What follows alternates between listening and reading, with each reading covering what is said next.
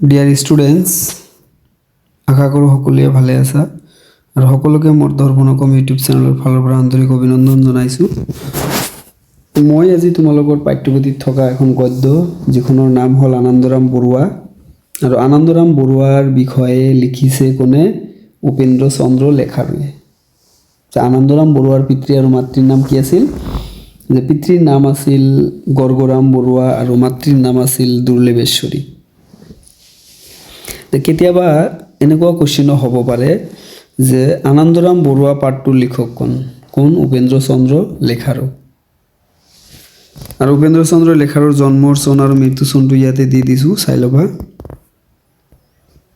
যে এনেকুৱা কুৱেশ্যন হ'ব পাৰে যে তোমালোকৰ পাঠ্যপুথিত থকা কোনগৰাকী কবিয়ে অসমীয়া বিষয়ৰ উপৰিও বাংলা বিষয়তো MA ডিগ্ৰী লাভ কৰিছিল? আৰু সেই কবিজনেই হ'ল উপেন্দ্ৰ চন্দ্ৰ লেখাৰু। আৰু তোমালোকৰ পাঠ্যপুথিত এজন কবি আছে যিয়ে অসমীয়া বিষয়ৰ উপৰিও বাংলা বিষয়তো MA ডিগ্ৰী লাভ কৰিছিল। তাৰপিছত যদি আহে উপেন্দ্ৰ চন্দ্ৰ লেখাৰুৱে পোনপ্ৰথমতে কৰ্মজীৱন কিহেৰে আৰম্ভ কৰিছিল? শিক্ষকতাৰে, কমলদেৱ হাইস্কুলত। তাৰপিছত আহিল যে উপেন্দ্ৰ চন্দ্ৰ লেখাৰুৱে সম্পাদনা কৰা এখন বা দুখন গ্ৰন্থৰ নাম যদি আহে অসমীয়া ৰামায়ণ সাহিত্য, অসমীয়া সাহিত্যৰ সেৱক ৰজনীকান্ত বৰদলৈ, লক্ষ্মীনাথ বেজবৰুৱা, এইবিলাকে আছে। আৰু যদি দিয়ে যে উপেন্দ্ৰ চন্দ্ৰ লেখাৰুৱে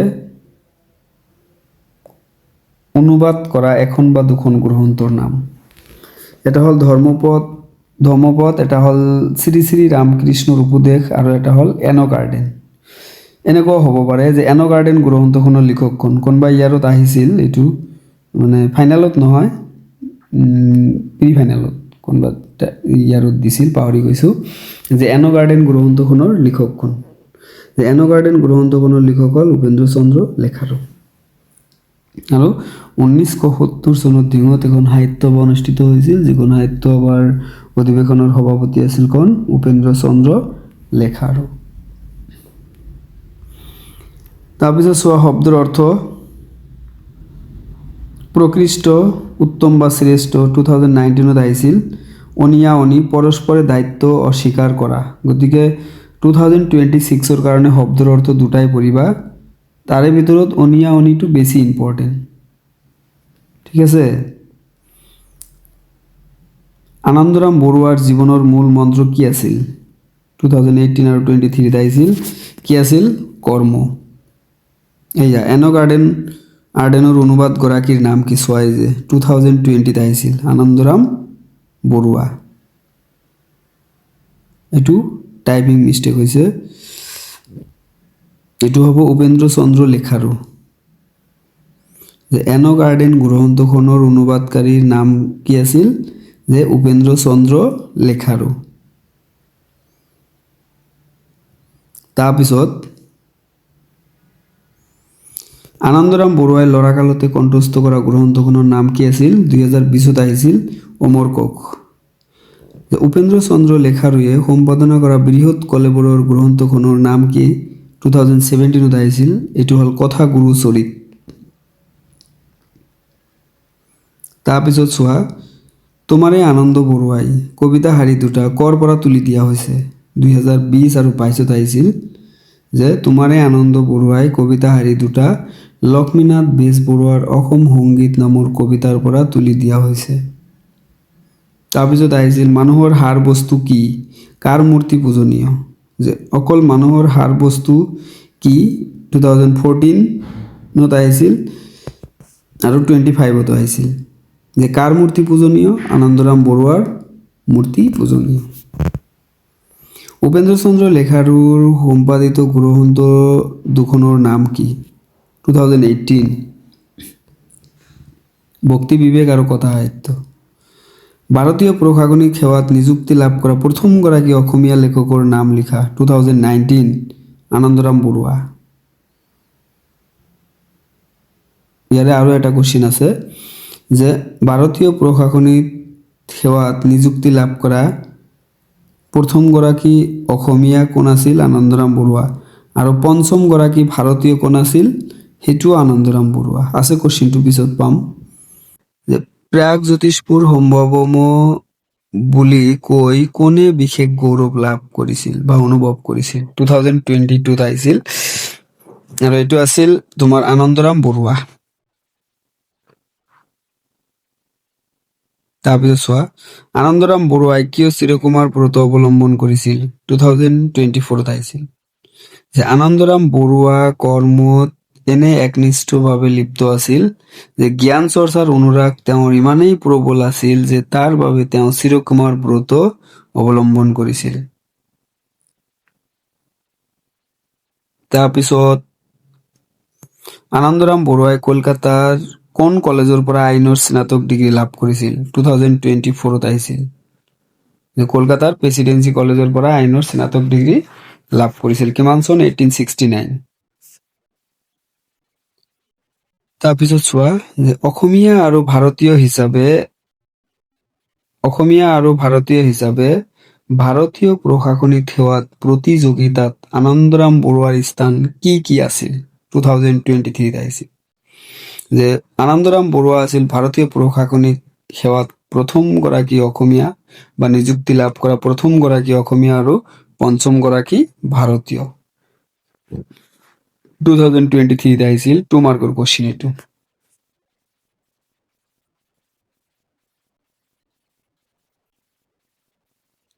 তাৰপিছত চোৱা, এইবিলাক নকওঁ। আনন্দৰাম বৰুৱাৰ কামৰূপৰ ভাওনাৰ কথা উল্লেখ কৰা গ্ৰন্থখনৰ নাম কি? মহাবীৰ চৰিত। বা আনন্দৰাম বৰুৱাৰ কাম আৰু সংকল্প দেখি বিস্ময় বিভূত হোৱা এজন বিদেশী পণ্ডিতৰ নাম মেক্স মুলাৰ। এইবিলাক তোমালোকে নিজে চাই ল'বা। যিবিলাক কোশ্চিন আলোচনা কৰিলো বা আৰু কৰিম চাবা, ইয়াৰ পৰাই তোমালোকে 100% কমন পাবা। আৰু অলৰেডি গম পাই আছা, আগত ক্লাছ টেষ্ট বা unit test pre final exam বিলাক দিছা বা আৰু ইয়াতে প্ৰিভিয়াছ 8 ইয়াৰৰ কোশ্চিন পেপাৰ সলভ কৰা আছে।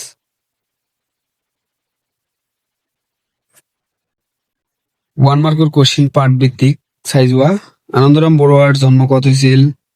উত্তৰ গুৱাহাটীৰ ৰজাদুৱাৰ নামৰ ঠাইত।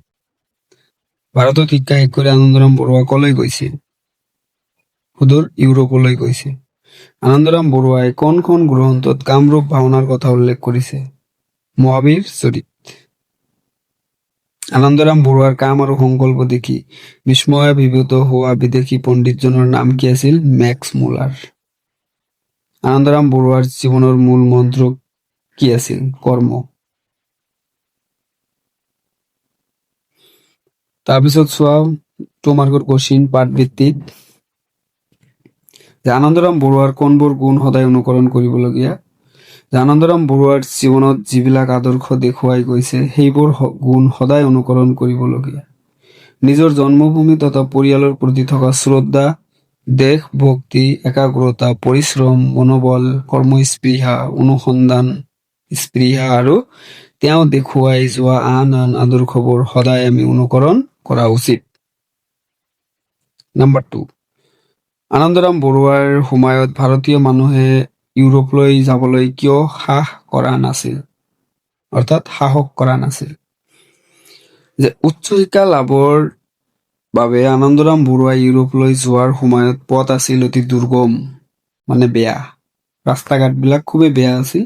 তদুপৰি এক ধৰণৰ কুসংস্কাৰেও মানুহৰ মনত ঠাই লৈছিল। সেই সময়ত ভিন ভিন ধৰ্মৰ মানুহে খ্ৰীষ্টান ধৰ্মত দীক্ষিত হৈছিল বা লৈছিল। সেয়ে বিলাতলৈ গ'লে জাতি যোৱাৰ ভয় মানুহৰ মনত সম্পূৰ্ণৰূপে আছিল বা মানুহৰ মনত সম্পূৰ্ণৰূপে এটা ভয় আছিল। এনেবোৰ কাৰণতেই তেতিয়া নিচেই কম মানুহ ভাৰতৰ পৰা ইউৰোপলৈ যাবলৈ সাহস কৰিছিল। 3 নম্বৰ কোশ্চিনটো 2017 আহিছিল যে কেনেদৰে নিজৰ পৰিচয় দি আনন্দৰাম বৰুৱাই সন্তোষ লাভ কৰিছিল? যে আপোন পিতৃ মাতৃ আৰু ভাই ককাইৰ প্ৰতি আছিল আনন্দৰাম বৰুৱাৰ অচল ভক্তি। সেয়ে জগত বিখ্যাত পণ্ডিতৰ শাৰীত বহি গ্ৰন্থ ৰচনাৰ সময়তো তেওঁ দুৰ্লভেশ্বৰী আৰু গৰ্গৰামৰ পুত্ৰ আৰু পৰশুৰাম জানকীৰামৰ ভাতৃ বুলি পৰিচয় দি আনন্দৰামে সন্তোষ লাভ কৰিছিল। 4 নম্বৰ কোশ্চিনটো চোৱা, আনন্দৰামৰ নিজ দেশৰ প্ৰতিও ভক্তি কম নাছিল। বুজাই লিখা। মানে তোমাৰ্কৰ কোৱেশ্চন এইবিলাক যে আনন্দৰাম যিদৰে প্ৰখ্যাত পণ্ডিত আছিল বা বিখ্যাত পণ্ডিত আছিল সেইদৰে আছিল দেশভক্ত, অৰ্থাৎ আনন্দৰামৰ নিজ দেশৰ প্ৰতি ভক্তিও কম নাছিল। তেওঁ সদায় নিজ দেশৰ লোকসকলৰ সন্মান ৰক্ষা কৰিছিল। প্ৰাগজ্যোতিষপুৰ সম্ভৱম বুলি কৈ তেওঁ বিশেষ গৌৰৱ অনুভৱ কৰিছিল। তেওঁ মহাবীৰ চৰিত্ৰৰ সংস্কৃত ব্যাখ্যাত নাট অভিনয়ৰ বিষয়ে লিখোতে কামৰূপৰ কথা উল্লেখ কৰিছে। তেওঁ নিজ দেশৰ কথা য'তেই সুবিধা পাইছে ততেই উল্লেখ কৰিছে। এনেবোৰ কথাৰ দ্বাৰা আনন্দৰাম বৰুৱাই দেশ প্ৰেমৰ উমান পাব পাৰি। 5 নম্বৰ কুৱেশ্যনটো চোৱা যে কি কাৰণত 5 নম্বৰ কুৱেশ্যনটো চোৱা কি কথাৰ বাবে আনন্দৰাম বৰুৱা পূজ্য হৈ থাকিব। যে আনন্দৰাম বৰুৱাই অসমীয়া ভাষাত কোনো গ্ৰন্থ লিখা নাছিল। সেই দেখি কোনোৱে তেওঁক দোষাৰোপ কৰিব পাৰে, কিন্তু সেইটো ভুল আৰু যুক্তিহীন।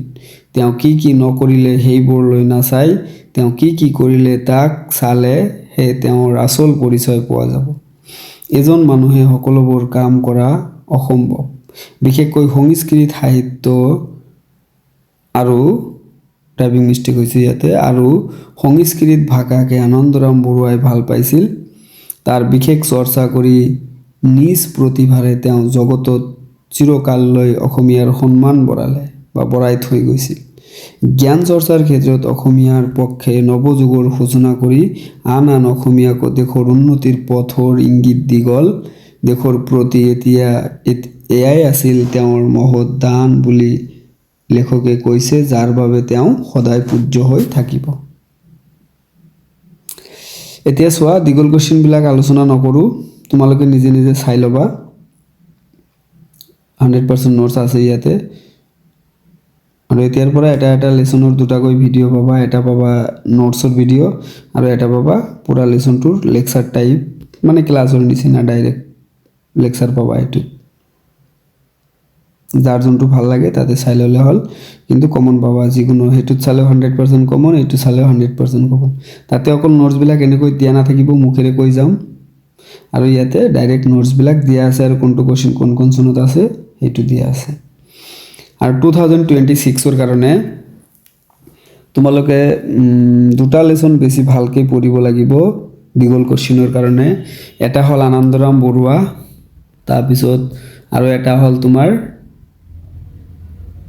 বৈজ্ঞানিক মানসিকতা কিদৰে কৰিব পাৰোঁ। এই দুটা লেচন দীঘল কুৱেশ্যনৰ কাৰণে পূৰা ভালকৈ পঢ়িব লাগিব। চাবা যিকোনো এটা লেচনৰ পৰা দুটা দীঘল কুৱেশ্যন কমন পৰাৰ সম্ভাৱনা খুব বেছি। মানে এটা 4 মাৰ্কৰ আৰু এটা 5 মাৰ্কৰ, দুটাও 5 মাৰ্কৰ হ'ব পাৰে। ঠিক আছে। আৰু এইটো কুৱেশ্যনো ইম্পৰ্টেণ্ট। একাগ্ৰতাৰ গুণে আনন্দৰাম বৰুৱাক কেনেদৰে সহায় কৰিছিল। 2018ত আহিছিল, নোটছ দিয়া আছে চাবা।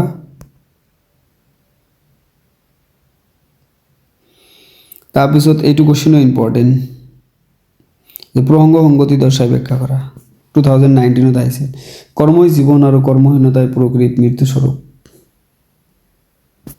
ঠিক আছে। আৰু এইটো কুৱেশ্যনে আৰু এটা কুৱেশ্যন হ'ব পাৰে যে আনন্দৰাম বৰুৱাৰ জীৱনৰ মূল মন্ত্ৰই আছিল কৰ্ম, কথাষাৰ বহলাই আলোচনা কৰা। তেতিয়া আৰু প্ৰসংগ সংগতি লিখিব নালাগে, কৰ্মই হৈছে মানুহৰ প্ৰধান ধৰ্ম, ইয়াৰ পৰা লিখিলে হৈ যাব। ঠিক আছে, খুবেই ইম্পৰ্টেণ্ট। গতিকে ইয়াতে কুৱেশ্যন এটা, কিন্তু আৰু এটা কুৱেশ্যন আছে যোনটো আনন্দৰাম বৰুৱাৰ জীৱনৰ মূল মন্ত্ৰই আছিল কৰ্ম, কথাষাৰ বহলাই আলোচনা কৰা। মনত ৰাখিবা কিন্তু।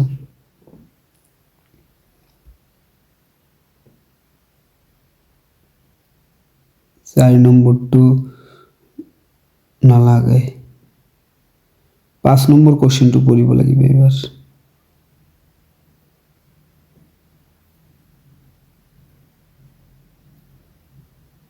এইটো কুৱেশ্যন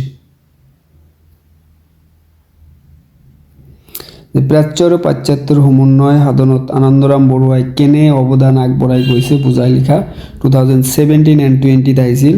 গতিকে 2026ত খুবেই ইম্পৰ্টেণ্ট এটা কুৱেশ্যন এইটো, ভালকৈ পঢ়িবা। আৰু অলৰেডি কৈছোঁ মই যে তোমালোকে 2026ৰ কাৰণে আনন্দৰাম বৰুৱা পাৰ্ট গদ্যৰ ভিতৰত, আৰু এটা হ'ল বৈজ্ঞানিক মানসিকতা কিদৰে গঢ়িব পাৰোঁ। এই পাৰ্ট দুটা পূৰা ভালকৈ পঢ়িবা, চাবা ইয়াৰ পৰা 1-2 মাৰ্কৰটো থাকিবই, কিন্তু দীঘল কুৱেশ্যন চাবা ইয়াৰ পৰা যিকোনো এটা লেচনৰ পৰা হয়তো 2টা দীঘল কুৱেশ্যন থাকিব, এটা 4 এটা 5 নাইবা 2টাই 5 মাৰ্কৰ হ'ব পাৰে। গতিকে ভালকৈ পঢ়িবা। মানে লাষ্ট টাইম 2025ত চিঠিৰ পৰা আহিছিল 12 মাৰ্ক আহিছিল এটা লেচনৰ পৰা, আৰু প্ৰতি বছৰে এনেকুৱা লেচন থাকেই। বাকী কবিতাৰো কৈ দিম মই।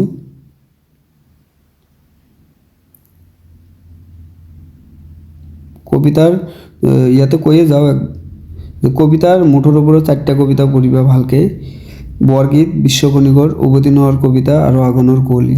এই 4টা কবিতা পঢ়িলে চাবা 4টাৰ পৰা মিনিমাম 17 to 18 মাৰ্কছ পাবা, কাৰণ এই 4টাৰ পৰা যিকোনো এটা কবিতাৰ পৰা 10 মাৰ্কছ থাকিব, কাৰণ কবিতাৰ টোটেল মাৰ্কছে থাকে তোমাৰ 25, আৰু বাকীবিলাক তো পঢ়িলে 1-2 মাৰ্কৰ কুৱেশ্যন থাকিবই, 3 মাৰ্কৰ। আনন্দৰাম বৰুৱাৰ জীৱনৰ মূল মন্ত্ৰই আছিল কৰ্ম, চমুকৈ আলোচনা কৰা। 2017ত আহিছিল কুৱেশ্যনটো, অলৰেডি কৈছোঁ মই এটা কুৱেশ্যনৰ লগত। গতিকে এইটো আৰু এইটো পঢ়ি পেলাই 2টা কুৱেশ্যন মিলাই এটা এনচাৰ বনালেও হ'ব, কিন্তু তোমালোকে নিজে চাই ল'বা। আৰু এটা কুৱেশ্যন আহিছিল 2023ত, যদিও বুকত নাই তাতে মই দি দিছোঁ ইয়াতে, যে মানুহৰ সাৰ বস্তু হৈছে জ্ঞান, গতিকে জ্ঞানৰ মূৰ্তিয়েই পূজনীয়। এইটো এটা কুৱেশ্যন 2023ত আহিছিল, 4তো অহা নাই, 5তো অহা নাই, গতিকে 6ত আহিব পাৰে। টোটেল 4টা কুৱেশ্যন হ'ল এইটো লেচনৰ পৰা। ঠিক আছে, তো এনেকুৱা হ'লে বেছি ভাল যে এটা লেচনৰ পৰা যদি ভালকৈ পঢ়ি পেলাই আমি 2টা কুৱেশ্যন কমন পাই যাওঁ, তেতিয়াহ'লে আৰু সুবিধাই হ'ল। গতিকে ভালকৈ পঢ়িবা।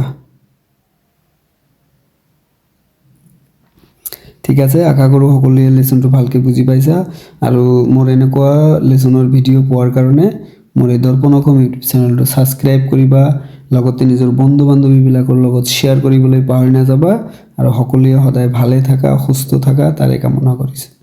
ফিউচাৰত সকলোৱে এজন ভাল মানুহ হোৱা। Thank you students.